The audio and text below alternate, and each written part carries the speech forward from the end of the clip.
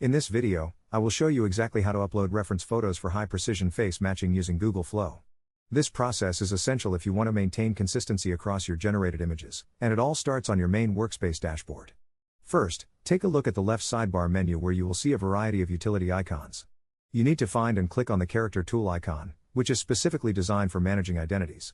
Once the tool opens up, you will see a section for your library where you can add new assets. Look for the large plus icon labeled Upload Image and click it to open your file browser. Now, choosing the right photo is the most important step for getting a professional result.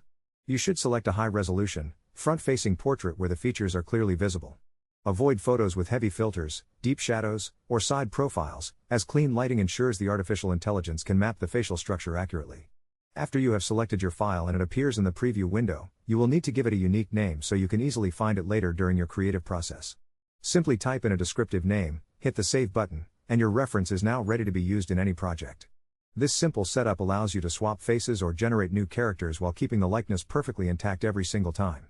Thank you for watching this guide, and I hope this helps you create amazing and consistent characters